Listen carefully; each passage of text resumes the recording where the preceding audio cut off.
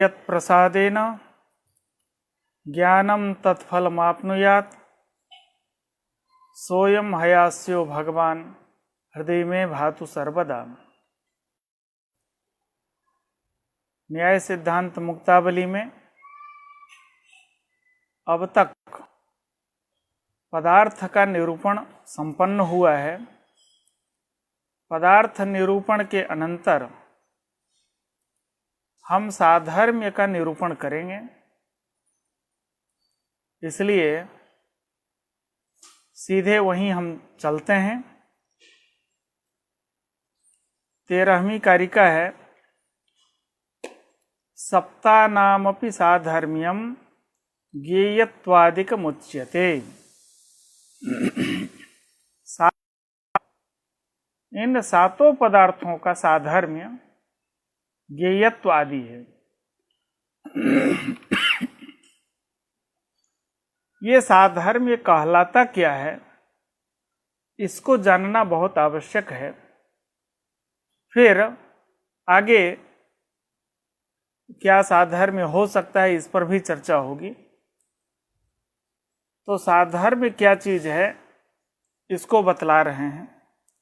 इदानीं पदार्थानां साधर्म्य वैधर्म्ये वक्तुम उपक्रमते।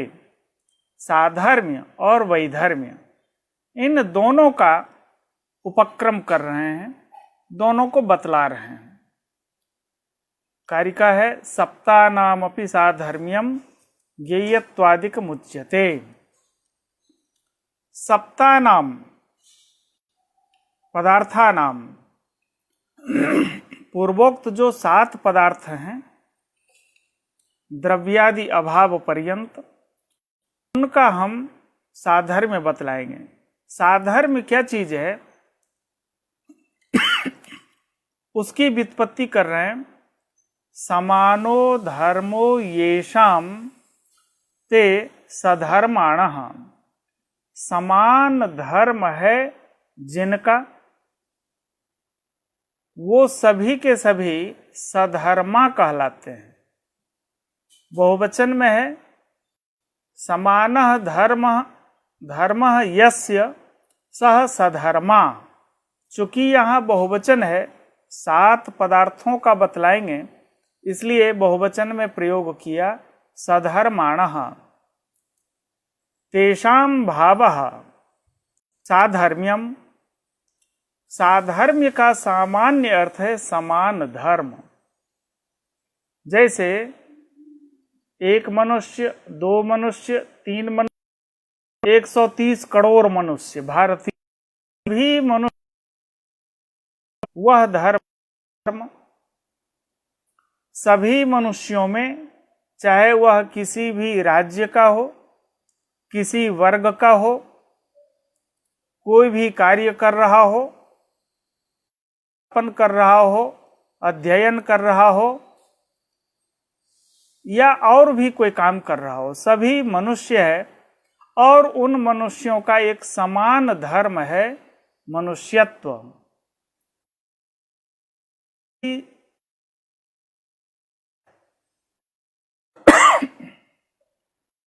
धर्म, इन दोनों को बतलाएंगे। वैधर्म क्या चीज है, ठीक इसके विपरीत, विरुद्ध। ते विधर्माणः तेषां भावः वैधर्म्यम विरुद्धो धर्मः। विरुद्ध धर्म।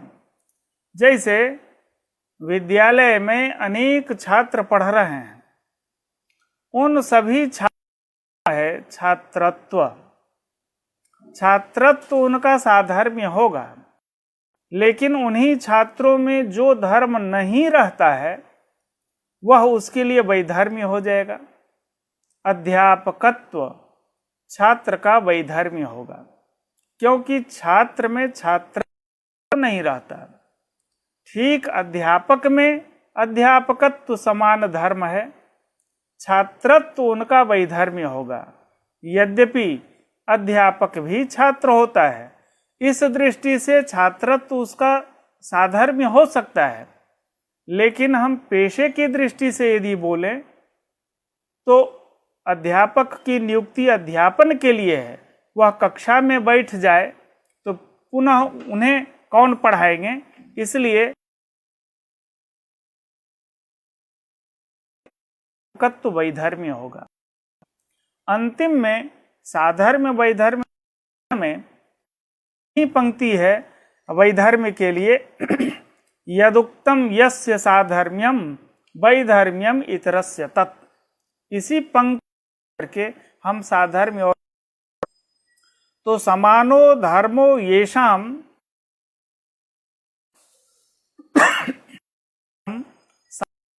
फलितार्थ येषाम धर्माणः तेषां भावः विरुद्धो धर्म इति फलितार्थः। तो पदार्थों का ज्ञेयत्वादिकम, ज्ञेयत्व का ज्ञेयत्व हम किसे कहते हैं? तो ज्ञेयत्वम नाम ज्ञान विषयत्वम,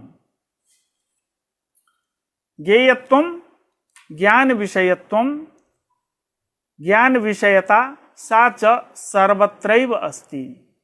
ज्ञेयत्व का मतलब होता है ज्ञान विषयता, और वह ज्ञान विषयता सर्वत्र है।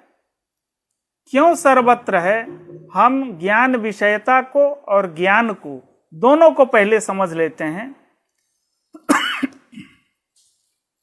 यहाँ विवरण के सौकर्य के लिए ज्ञान और उसकी विषयता, ये दोनों हम समझते हैं। विषयता और विषयिता, य में इकार की मात्रा। विषयता और विषयिता ये दो संबंध हैं।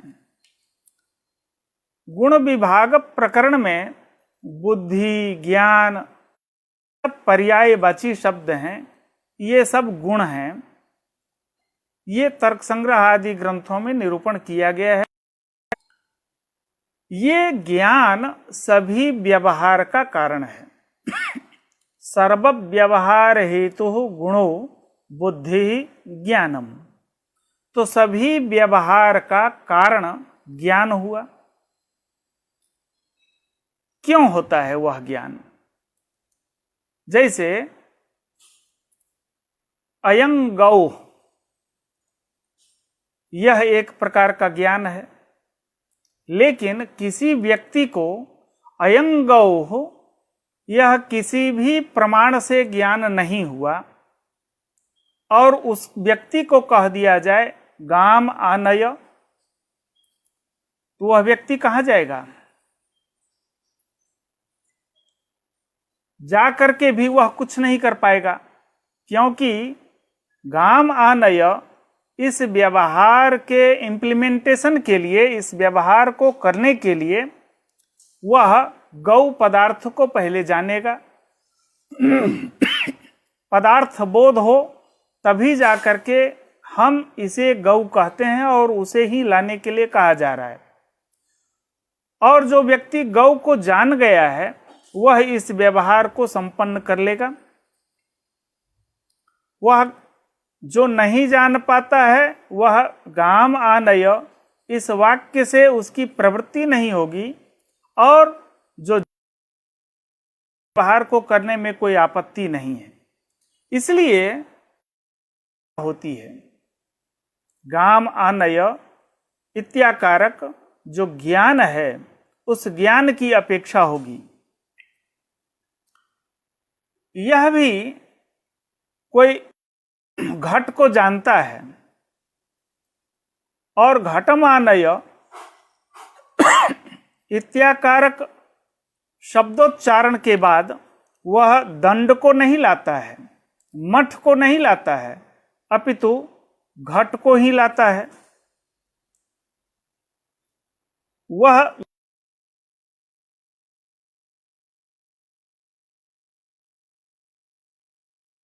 घट को भी जानता है, दंड को भी जानता है, मठ को भी जानता है, पट को भी जानता है।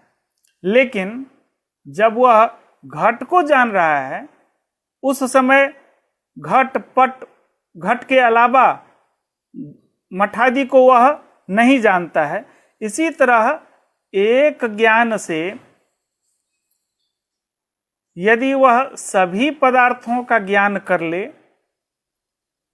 घटमानय इत्याकारक वाक्य श्रवण के अनंतर एक घट पद से ही यदि समस्त पदार्थ का ज्ञान हो जाए तब तो वह सर्वज्ञ हो जाएगा। इसलिए यहां पर एक संबंध का निर्वचन आवश्यक होगा। जिस पद के श्रवण के अनंतर जिस पदार्थ की उपस्थिति होती है उस पदार्थ के आनयन में ही वह प्रवृत्त होता है। जिस पदार्थ का ज्ञान जब होता है उसी समय में वह पदार्थ ज्ञात होता है, अन्य पदार्थ का ज्ञान नहीं होता है।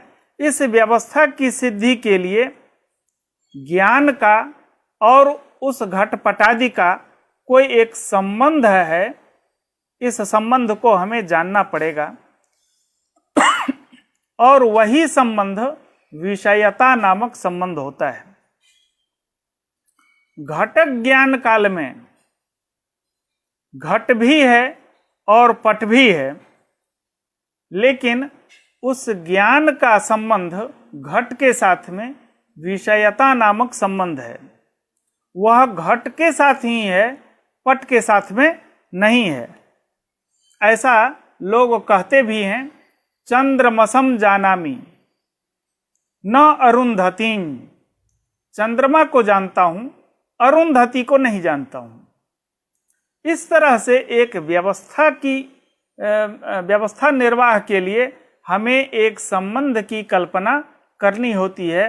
वह संबंध है विषयता नामक संबंध। अर्थात ज्ञान का पदार्थ के साथ में घट एक पद है और उस पद का एक अर्थ है।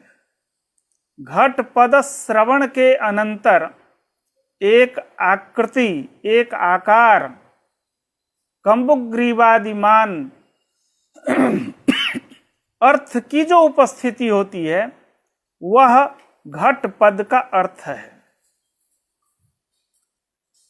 पद श्रवण के अनंतर उस पद में रहने वाली एक शक्ति है, उस शक्ति के द्वारा हमें उस पदार्थ का ज्ञान कराता है। पदार्थ का ज्ञान उस शक्ति के द्वारा हो जाता है। तो वह जो पद श्रवण के अनंतर पदार्थ की उपस्थिति होती है, उस ज्ञान का और उस पदार्थ के साथ एक संबंध तो है। वह संबंध ही विषयता नामक संबंध है। ज्ञान उस घट का विषय है। ज्ञान का विषय घट हुआ, इसलिए घट में विषयता रहती है। यह विषयता ही संबंध है और इसका हम विपरीत रूप में भी जानेंगे। विषय है तो विषयी ज्ञान हो जाएगा। विषयी ज्ञान हुआ और ज्ञान का विषय वह पदार्थ है, तो ज्ञान में रहेगी विषयिता। इसलिए घटस्य ज्ञानेन यह संबंधः, घटस्य ज्ञानेन यह संबंधः ससंबंधः विषयिता संबंधः। इस तरह से ज्ञान पदार्थ का निर्वचन होता है। ज्ञान को हम दीपक माने, दीप है। विषय उस दीप से प्रकाश्य होता है। दीपक प्रकाशक हुआ और प्रकाश्य कौन है? वह विषय, घटपटादि विषय प्रकाश्य है। और ज्ञान जो दीप है, उस दीप की प्रभा जो है वह प्रभा विषयता रूप, वह प्रभा जिस विषय पर वह विषय प्रकाश्य होता है इसलिए वह ज्ञान का विषय कहलाया। और जिसमें वह प्रभा रूप विषयता नहीं पड़ती है वह प्रकाशित नहीं होती है, इसलिए वह विषय नहीं कहलाएगा। तो विषयता रूप जो प्रभा है वह घट में है। ज्ञान के बिना वह प्रभा संभव नहीं हो पाती है। दीप के बिना वह प्रभा संभव नहीं है, दीप ही ज्ञान है। और उस दीप से निकलने वाली जो प्रभा है वह प्रभा से प्रकाशित जो है वह है विषय। इसलिए ज्ञान के बिना वह प्रभा प्रकाशित नहीं होगी। कस्य अयम प्रकाशः, यह जो समाधान है ज्ञानस्य अयम प्रकाशः। इसलिए ज्ञान प्रकाश का प्रेषक होता है। प्रेषक को ही हम न्याय की भाषा में निरूपक कहते हैं। इसलिए घटनिष्ठ विषयता निरूपकम ज्ञानम, घट विषय है उसमें रहेगी विषयता, वह प्रभा रूपा विषयता है, उस विषयता का निरूपक ज्ञान होता है। प्रकाश भी वह 3 प्रकार का होता है। घट और भूतल का जो संबंध है, संयोग,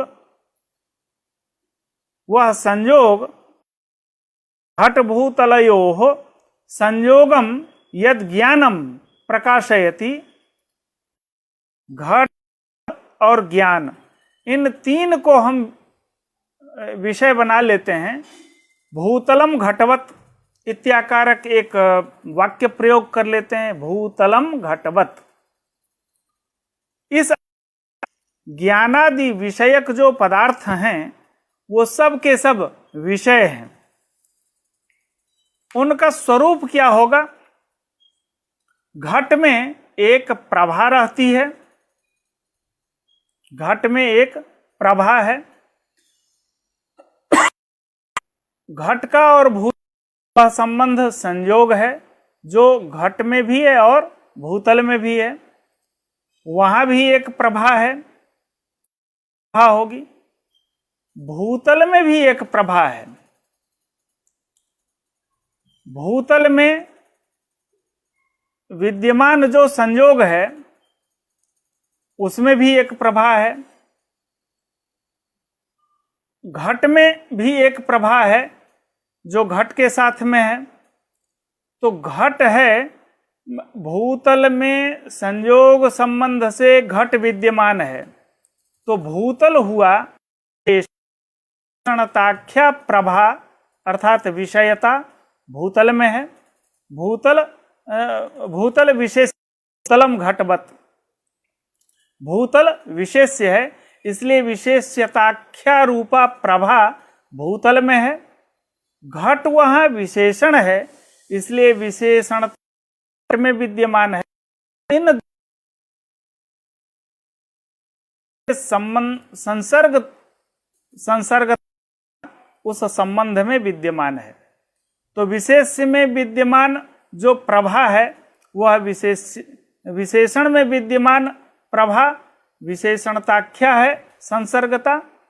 विशेष्य में विद्यमान प्रभा विशेष्यताख्या है, और विद्यमान जो प्रभा है वह संसर्गता रूपा विषयता है। तो इस तरह से विषयता भी 3 प्रकार की हुई। इस तरह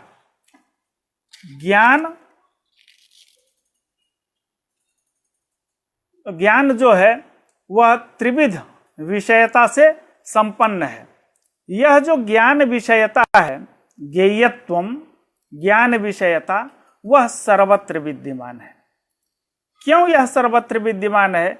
हम तो सभी विषयों को नहीं जानते, और लोग जो जीव मात्र हैं वह सभी विषयों को नहीं जानते हैं। तो ज्ञान विषयता सर्वत्र कैसे है? तो इसका समाधान देते हैं, ईश्वर ज्ञान विषयताया केवलान्वयित्वात्। कुछ वस्तुओं को हम जानते हैं, कुछ वस्तुओं को आप जानते हैं, कुछ वस्तुओं को और लोग जानते हैं। हम लोगों के पास जो ज्ञान है वह अल्प विषयक ज्ञान है, इसलिए हम अल्पज्ञ हैं। लेकिन ईश्वर से कुछ भी तिरोहित नहीं है, ईश्वर से कुछ भी छुपा हुआ नहीं है, इसलिए वह सर्व विषयक ज्ञान वाला है, इसलिए हम ईश्वर को सर्वज्ञ कहते हैं। तो ईश्वर ज्ञान की जो विषयता है, विषय चूंकि ज्ञान का जो विषय है वह पद पदार्थ होता है, तादृश विषयता सर्वत्र है। ईश्वर ज्ञान निष्ठा जो विषयता है वह सर्वत्र है, वह केवलान्वयी होता है, उसका अभाव कहीं भी नहीं मिलेगा। केवलान्वयी हम इसी को कहते हैं, सर्वत्र विद्यमानत्वम केवलान्वयित्वम, जो सब जगह विद्यमान हो, जो अत्यंताभाव का प्रतियोगी नहीं हो। अत्यंताभावा प्रतियोगित्वम केवलान्वयित्वम, अत्यंताभाव का जो अप्रतियोगी हो। यहाँ घट का अत्यंताभाव है तो घटात्यंताभाव का प्रतियोगी घट है, लेकिन ईश्वर ज्ञान की विषयता का अभाव कहीं भी नहीं मिलता है, इसलिए वह केवलान्वयी होता है। ईश्वर ज्ञान विषयताया केवलान्वयित्वात्। इसी तरह ज्ञेयत्वादिकम आदि पद से अभिधेयत्व, वाच्यत्व, ज्ञेयत्व, यह भी प्रमेयत्व, यह सब ले लेना चाहिए। अभिधेयत्वम अभिधा विषयत्वम, प्रमेयत्वम प्रमा विषयत्वम, यह अभिधेयत्व प्रमेयत्व ये सब केवलान्वयी होते हैं और इनका अभाव कहीं नहीं मिलता है, अतः ये सर्वत्र विद्यमान है। अब साधर्म्य का निरूपण हो रहा है। द्रव्य 7 पदार्थों का साधर्म्य बतला दिया। वह 7 पदार्थों का साधर्म्य बतलाया, अभिधेयत्व, वाच्यत्व, ज्ञेयत्व, प्रमेयत्व, ये सब 7 पदार्थों का साधर्म्य है। अब इन्हीं 7 पदार्थों में जो और हैं, द्रव्यादि 5 का साधर्म्य बतला रहे हैं, अर्थात द्रव्य गुण कर्म सामान्य और विशेष, इनका साधर्म्य बतलाते हैं। द्रव्यादयः 5 भावा अनेके समवायिनः। द्रव्यादि 5 का जो साधर्म्य है वह है भावत्वे सति अनेक समवेतत्वम।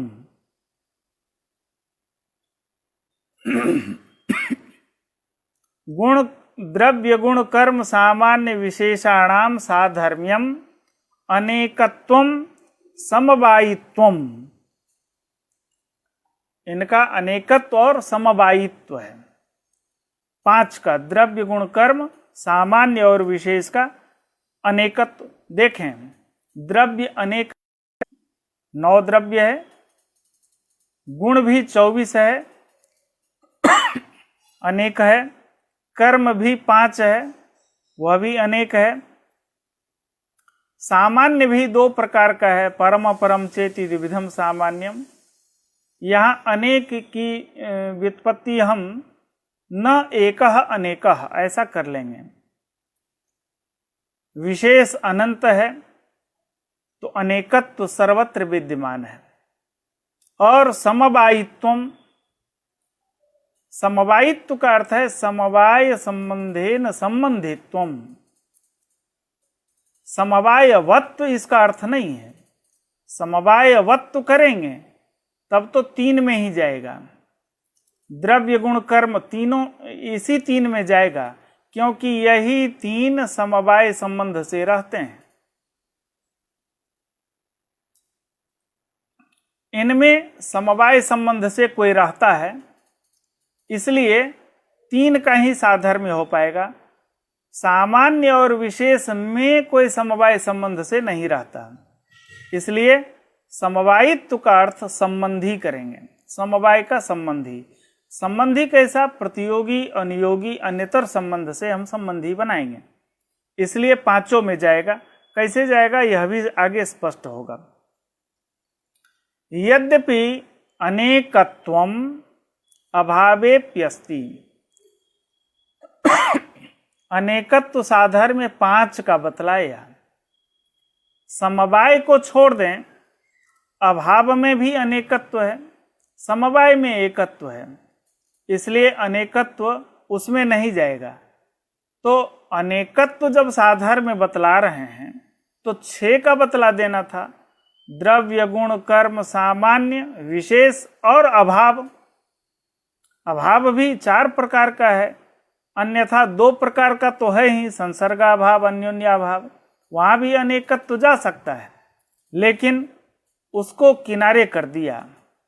क्यों किया? इसलिए किया कि अनेकत्वे सति भावत्वम, अभाव में भावत्व नहीं है, इसलिए अभाव को किनारे कर दिया गया।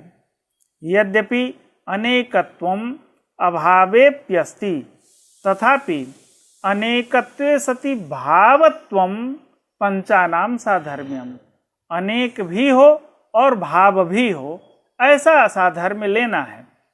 तो अभाव में भावत्व नहीं रहता है, इसलिए अभाव का साधर्म्य अनेकत्व नहीं बतलाया गया। तथा च, इसका फलितार्थ क्या होगा? अनेक भाव वृत्ति पदार्थ विभाजकोपाधिमत्वम। अनेक भाव वृत्ति, अनेक भाव में रहने वाला जो पदार्थ विभाजक उपाधि। पदार्थ विभाजक उपाधि क्या होगा? द्रव्यत्व होगा, गुणत्व होगा, कर्मत्व होगा, ये सब पदार्थ विभाजक उपाधि। तादृश उपाधिमत्व यही 5 होंगे, द्रव्यत्व, गुणत्व, कर्मत्व, सामान्यत्व, विशेषत्व। तादृश उपाधिमत्व यही 5 होंगे, द्रव्य, गुण, कर्म, सामान्य और विशेष। यह इसका अर्थ है। तेन घटादौ आकाशादौ च नाव्याप्ति। अब अनेकत्व यह इसलिए कह रहे हैं, घट भी अनेक होता है, आकाश भी, घटाकाश, पटाकाश, मठाकाश, यद्यपि वह आकाशत्व एक है, उपाधि आकाशत्व है, जाति नहीं है। तो अनेक भाव वृत्ति पदार्थ विभाजक उपाधि, घटत्व पदार्थ विभाजक उपाधि नहीं है, आकाशत्व पदार्थ विभाजक उपाधि नहीं है, आकाशत्व द्रव्य विभाजक उपाधि है, घटत्व भी द्रव्य विभाजक उपाधि है। द्रव्य के ये भेद हैं, पृथ्वी, जल, तेज, वायु, आकाश। पृथ्वी है घट, तो ये द्रव्य विभाजक उपाधि हैं। हमें कैसा लेना है? पदार्थ विभाजक उपाधि। इसलिए घटत्व में, घटादि में, आकाशादि में अव्याप्ति दोष नहीं लगेगा। समवायित्वम अनेके समवायिनः, यहाँ समवायित्व कैसा लेना है? समवाय संबंधेन संबंधित्वम, संबंधी होना चाहिए, न तो समवायवत्वम। समवायवत्व समवायित्व नहीं है। क्यों? कि सामान्यादो अभावत, सामान्य विशेष में समवाय संबंध से कोई नहीं रहता, इसलिए उसमें नहीं जाएगा। समवायवत्व यदि होता है, समवाय संबंध से उसमें कोई रहे, सामान्य में समवाय संबंध से कोई नहीं रहता, सामान्य समवाय संबंध से भले रहता, इसलिए संबंधित्व कहेंगे। प्रतियोगिता, अनियोगिता, अन्यतर संबंधेन संबंधित्वम। तो देखें, समवाय संबंध से सामान्य द्रव्य गुण कर्म में है, समवाय संबंध से विशेष नित्य द्रव्य में है, ये रहते हैं, ये प्रतियोगी होते हैं, पर अनियोगी समवाय का अनियोगी 3 है, द्रव्य, गुण और कर्म। ये समवाय संबंध से इनमें सामान्य रहता है और द्रव्य में विशेष भी रहता है, नित्य द्रव्य में। तो यह अनियोगी है। प्रतियोगी भी होता है क्योंकि यह भी समवाय संबंध से रहते हैं। अवयव द्रव्य में अवयवी द्रव्य, द्रव्य में गुण, द्रव्य में कर्म, गुण में गुणत्व, कर्म में कर्मत्व, ये प्रतियोगी और अनियोगी ये दोनों होते हैं। लेकिन सामान्य और विशेष ये केवल समवाय संबंध से अन्यत्र विद्यमान होते हैं। सामान्य में और विशेष में समवाय संबंध से कोई भी नहीं रहता। इसलिए यहाँ पर समवायित्व का अर्थ समवाय संबंधेन संबंधित्वम, यह अर्थ किया गया। समवायवत्वम अभावत तथा च समवेत वृत्ति पदार्थ विभाजकोपाधिमत्वम इति फलितोर्थ। तो समवेत पांचों हो गए। समवेत रहने अर्थात समवाय का या तो प्रतियोगी हो या अनियोगी हो, वह उभयथा समवेत होगा।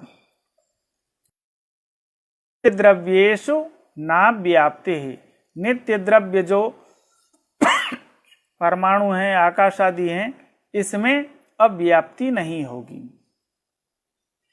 सत्तावंतस्त्रय आदि 3 अभी पदार्थ के बतला रहे हैं।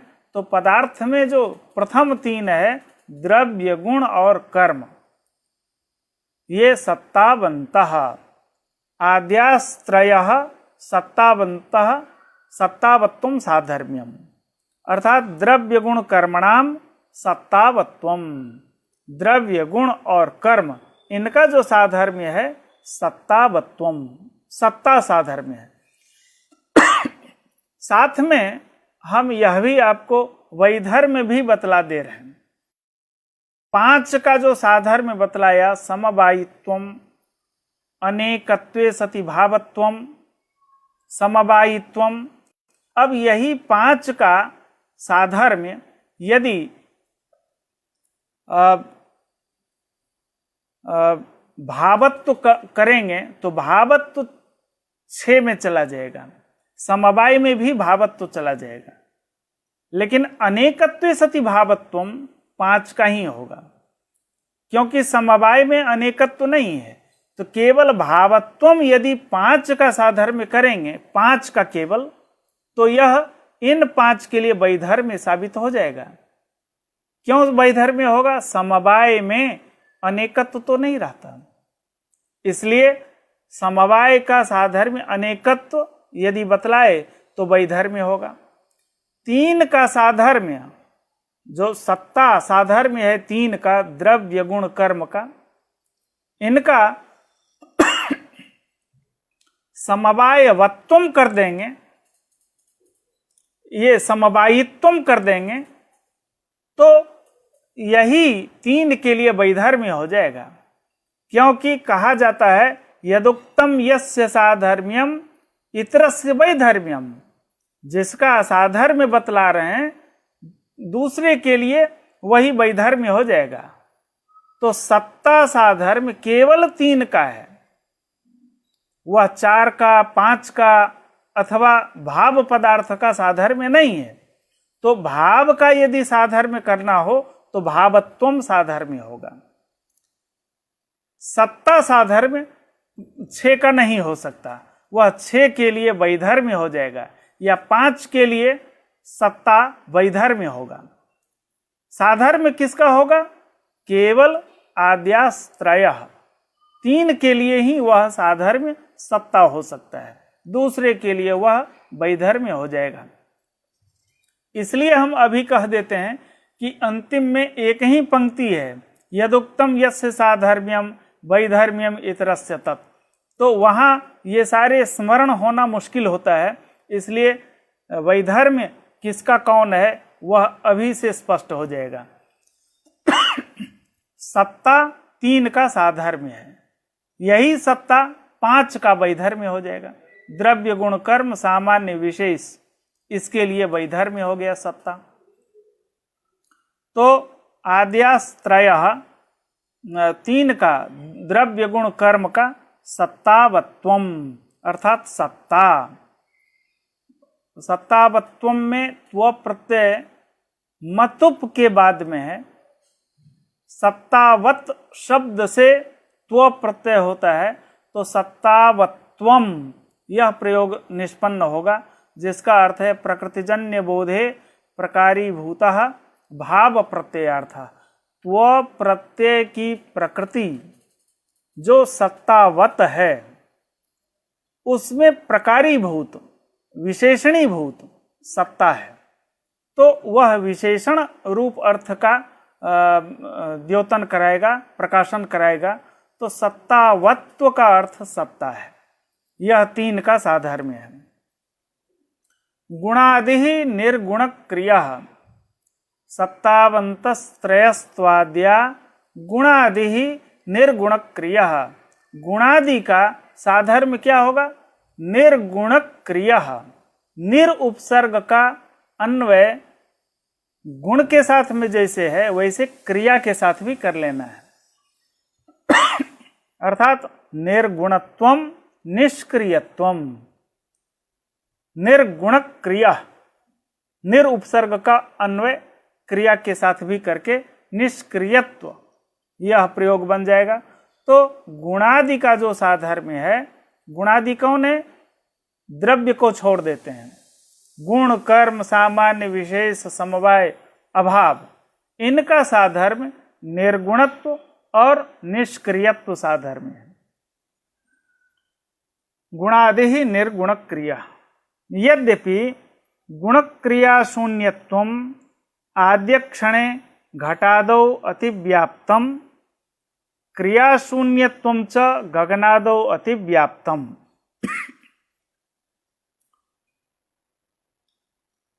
न्याय शास्त्र में एक नियम है, उत्पन्नम द्रव्यम क्षणम निर्गुणम निष्क्रियं च तिष्ठति। उत्पन्न जो द्रव्य है वह एक क्षण के लिए निर्गुण और निष्क्रिय होता है। घट जब उत्पन्न होता है तो उसे उत्पत्तिकालीन जो एक क्षण है, उस क्षण में घट को हम निर्गुण मानते हैं और निष्क्रिय मानते हैं।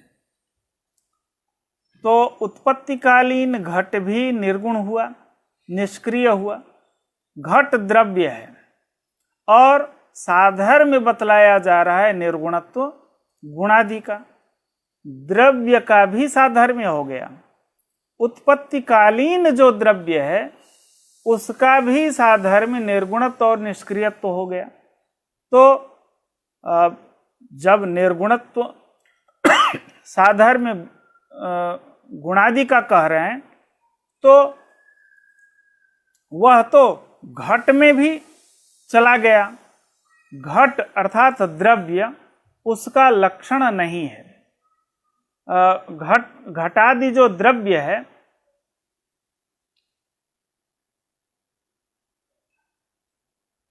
घटादि जो द्रव्य है वह द्रव्य निर्गुणत्व लक्षण का लक्ष्य तो नहीं है, पर अलक्ष्य है और अलक्ष्य में लक्षण चला गया। सभी घट द्रव्य उसका लक्ष्य नहीं है, लेकिन उत्पत्तिकालीन जो घटात्मक द्रव्य है उसमें भी लक्षण चला गया। अलक्ष्य में लक्षण चले जाने से अतिव्याप्ति नामक दोष हो गया। अब अतिव्याप्ति और क्रिया शून्यत्व, आकाश आदि में क्रिया नहीं होती, मूर्त मात्र में क्रिया होती है। आकाश काल दिशा आत्मा इनमें क्रिया नहीं होती है। तो क्रिया शून्यत्व यह द्रव्य है, तो क्रिया शून्यत्वम एतेषां द्रव्याणाम अपि साधर्म्यम स्यात्। लेकिन आपने तो गुणादि का साधर्म्य कहा, निर्गुणत्व और निष्क्रियत्व, इसलिए गगनादि में अतिव्याप्ति हो गई और उत्पत्तिकालीन घटात्मक द्रव्य में अतिव्याप्ति हो गई। क्योंकि उत्पत्तिकालीन घट निर्गुण होता है, निष्क्रिय होता है, इसलिए घटादौ अतिव्याप्तम क्रियाशून्यत्वं च गगनादौ अतिव्याप्तम। तब यह निर्गुणत्व और निष्क्रियत्व को एक विशेष व्याख्या इसकी अपेक्षित होगी। निर्गुणत्वम नाम किम, निष्क्रियत्वम नाम किम, उसके लिए कहा गुणवद अवृत्ति धर्मवत्वम कर्मवत अवृत्ति पदार्थ विभाजकोपाधिमत्वम तदर्थ। गुणवत में नहीं रहने वाला गुणवत द्रव्य होता है और कोई नहीं होता है, उसमें नहीं रहने वाला जो धर्म, वह धर्म कौन होगा? गुणवत है द्रव्य, उसमें रहने वाला धर्म है द्रव्यत्व। नहीं रहने वाला द्रव्य, नहीं रहने वाला धर्म द्रव्यत्वातिरिक्त धर्म होंगे, द्रव्यत्व नहीं होगा। और कर्मवत कौन है? कर्मवत केवल द्रव्य होता है, उसमें रहने वाला धर्म द्रव्यत्व धर्म होगा। नहीं रहने वाला धर्म द्रव्यत्व के अतिरिक्त अन्य धर्म होंगे, वह चाहे गुणत्व हो, कर्मत्व हो, सामान्यत्व हो, ये सब नहीं रहने वाला धर्म है। तो गुणवत अवृत्ति धर्म और कर्मवत अवृत्ति धर्म और पदार्थ विभाजक उपाधि, वह पदार्थ विभाजक उपाधि गुणत्व, कर्मत्व, सामान्यत्वादि ये उपाधि होंगी। अब वह जो घट में अतिव्याप्ति हो रही थी उत्पत्तिकालीन घट में, वह तो गुणवत वृत्ति धर्म है। हमें चाहिए गुणवत अवृत्ति धर्म, कर्मवत अवृत्ति धर्म। आकाशादि में भी अवलक्षण की अतिव्याप्ति नहीं होगी। इस तरह से गुणवत अवृत्ति, कर्मवत अवृत्ति, पदार्थ विभाजकोपाधिमत्वम, घटत्वादिक ऐसा धर्म नहीं है। नहीं घटत्वादिकम द्रव्यत्व, घटत्वादिकम द्रव्यत्वम वा गुणवत अवृत्ति कर्मवत अवृत्ति वा, ये सब गुणवत वृत्ति हैं, कर्मवत वृत्ति हैं। किंतु गुणत्वादिकम तथा, गुणवत में नहीं रहने वाला गुणत्व ही होगा, कर्मत्व ही होगा, यही सब होंगे, द्रव्यत्व कतई नहीं होगा। रही बात निर्गुणत्व की व्याख्या तो हो गई, निष्क्रियत्व साधर्म्य गुणादि का बतलाया। आकाश आदि में भी निष्क्रियत्व है, क्योंकि ये परम महत परिमाण वाले हैं, सर्वव्यापी हैं, इनमें क्रिया तो संभव नहीं है।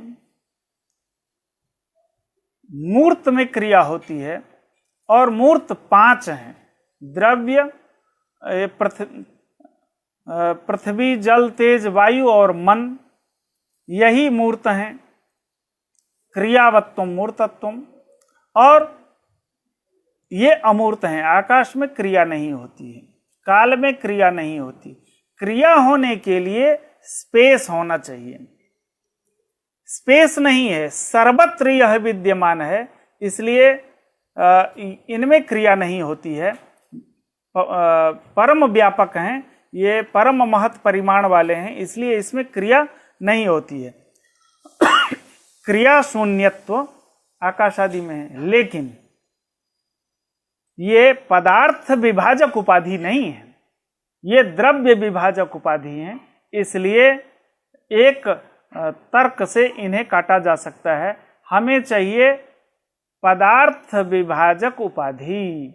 पदार्थ विभाजक 7 उपाधियां हैं, द्रव्यत्व, गुणत्व, कर्मत्व, सामान्यत्व, विशेषत्व, समवायत्व और अभावत्व।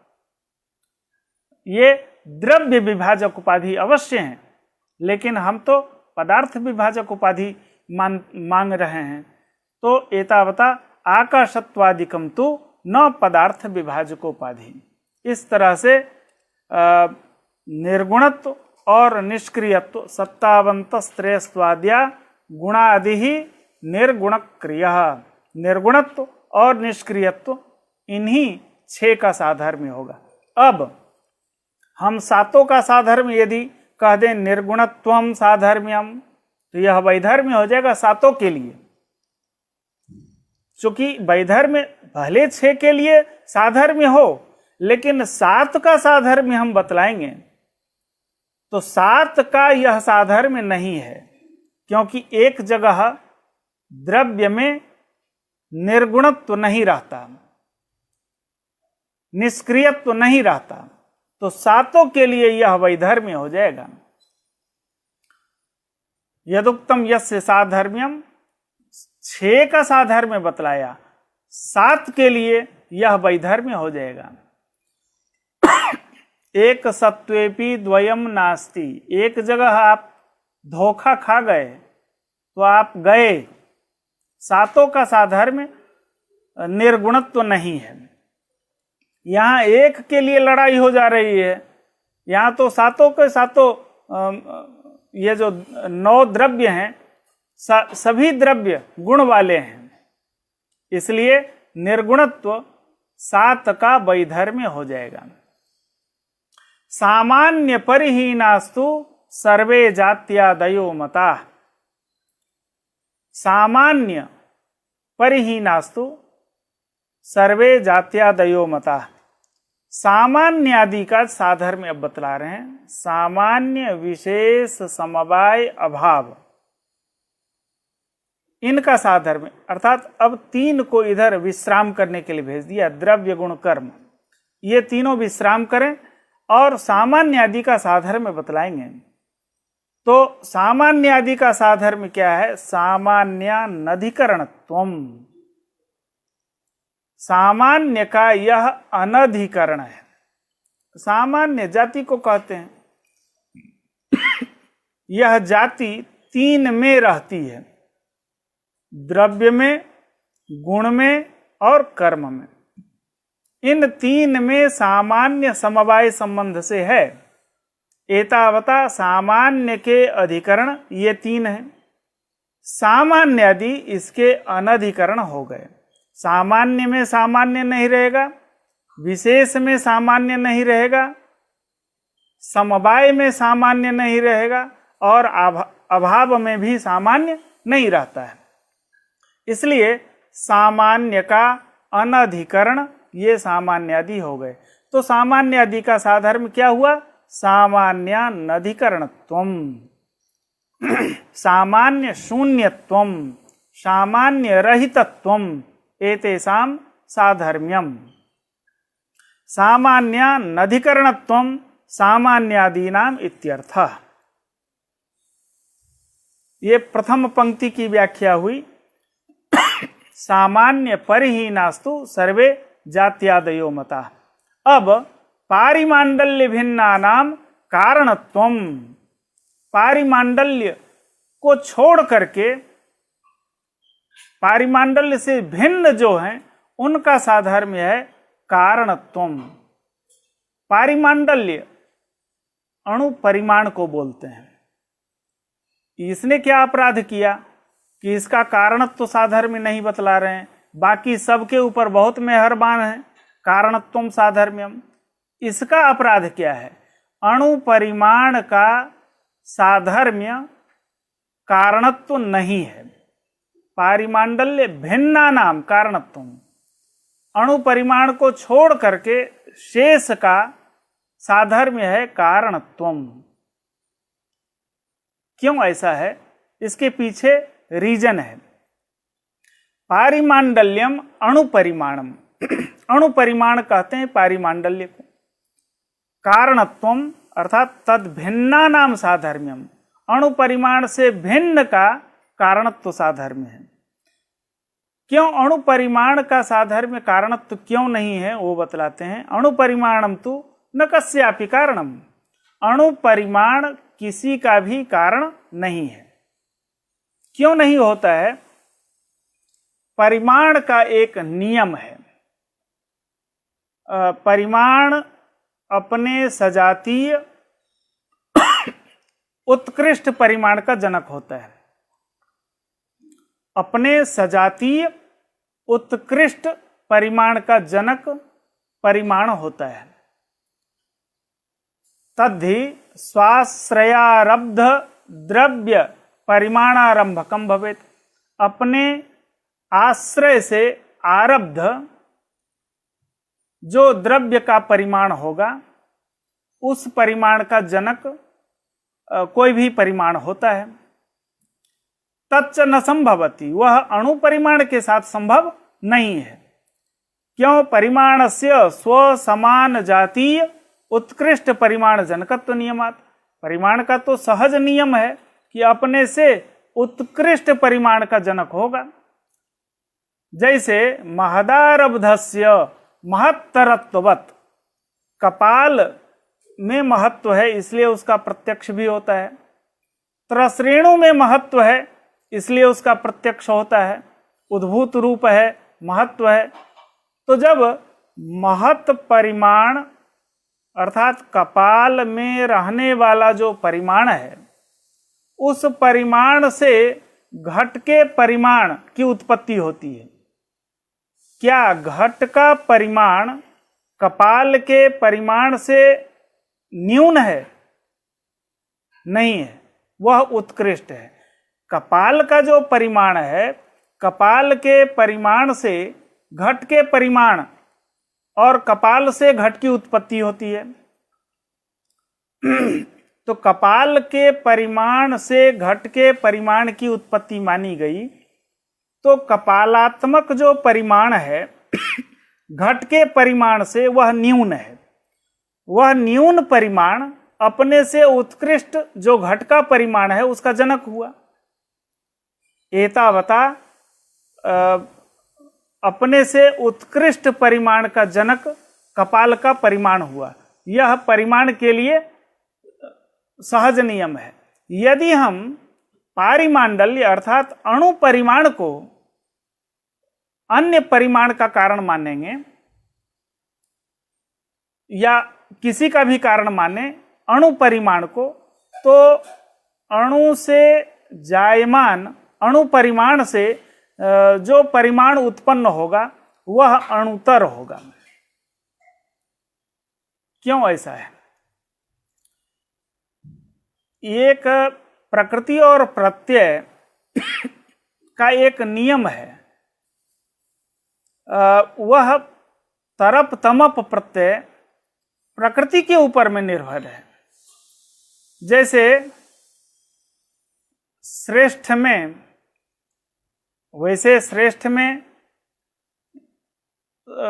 जो प्रत्यय है वह सर्वदा उत्कृष्ट का बोधक है, तो हम दूसरा शब्द लेते हैं। साहित्य में श्रेष्ठतर, श्रेष्ठतम ऐसा व्यवहार करते हैं, पर संस्कृत में यह व्यवहार उचित नहीं है। स्थन प्रत्यय ही अतिशय अर्थ को देने वाला है, इसलिए श्रेष्ठतम यह हिंदी का शब्द हो सकता है, श्रेष्ठतर हिंदी का शब्द हो सकता है। संस्कृत का यह शब्द उचित प्रतीत नहीं होता है। हम निम्न शब्द लेते हैं और उच्च शब्द लेते हैं। उच्च शब्द से जब हम तरप प्रत्यय करेंगे तो उच्चतर, तमप करने से उच्चतम, यह अर्थ निकलता है। यही प्रत्यय तरप और तमप प्रत्यय नीच शब्द में संयोजित कर दें तो नीचतर और नीचतम होगा। वही प्रत्यय अलग प्रकृति में लगता है तो नीचे की ओर ले जाता है, निम्नतर, निम्नतम। ऐसे ही जब महत् में तरप प्रत्यय करते हैं तो महत्तर, उससे बड़ा अर्थ निकलता है। महत्तम, और बड़ा अर्थ निकलता है। लेकिन अणु में जोड़ दें तो अणुतर, अणु से भी छोटा, अणुतम और छोटा, यह अर्थ निकलेगा। अणु परिमाण सबसे छोटा परिमाण है। अणुतर परिमाण क्या होगा? कोई नहीं हो सकता है। अणुतम क्या होगा? बिल्कुल नहीं होगा। अणु परिमाण सबसे छोटा परिमाण है, उससे छोटा परिमाण कोई होता ही नहीं है। इसलिए सावधान किया, पारिमांडल्य किसी का भी कारण नहीं होता है, अर्थात अणु परिमाण किसी का जनक नहीं होता है। महदारब्धस्य महत्तरत्ववत्, महत् परिमाण से आरब्ध जो होता है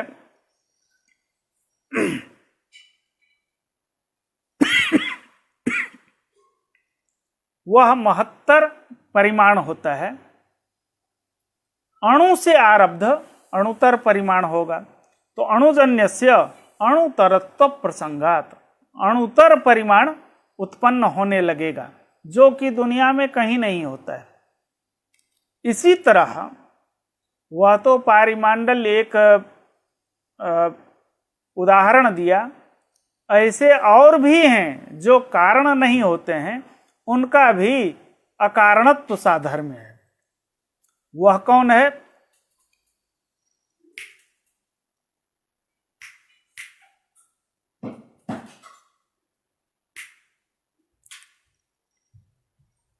परम महत् परिमाणम, परम महत् परिमाण वह भी किसी का कारण नहीं है, क्योंकि परम महत् परिमाण सबसे बड़ा परिमाण होता है, उससे बड़ा और कोई नहीं होता। इसलिए परम महत् परिमाण भी किसी का कारण नहीं होगा, उसका भी साधर्म्य अकारणत्व है। जैसे अणु परिमाण का अकारणत्व साधर्म्य है, वैसे ही परम महत् परिमाण का भी साधर्म्य अकारणत्व है। अतीन्द्रिय सामान्यम, अतीन्द्रिय जो परमाणु है उसमें रहने वाला जो सामान्य है, जाति है, वह भी किसी का कारण नहीं है। परमाणु तो कारण है, परमाणु से नैयायिक तो जगत की सृष्टि मानता है, परमाणु कारण है।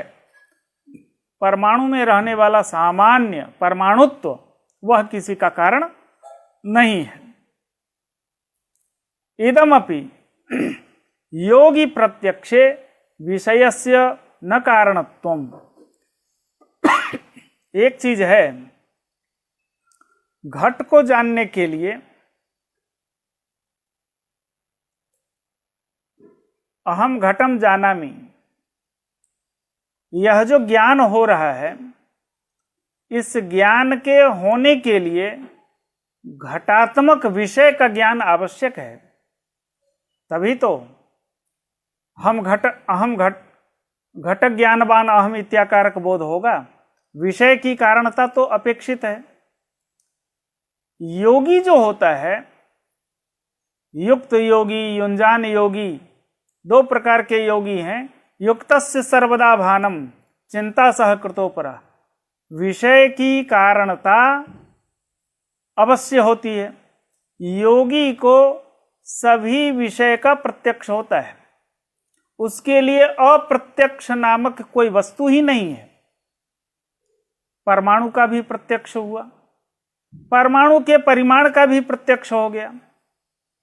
आकाश का प्रत्यक्ष हुआ, आकाश के परिमाण का भी प्रत्यक्ष हुआ। जब आकाश का प्रत्यक्ष हुआ तो आकाश का परिमाण, उसमें विषय विधिया प्रविष्ट है कि नहीं? परमाणु का प्रत्यक्ष हुआ तो परमाणु का परिमाण, उसमें विषय विधिया प्रविष्ट है कि नहीं? है। परमाणु का परिमाण योगी के प्रत्यक्ष में कारण हो गया।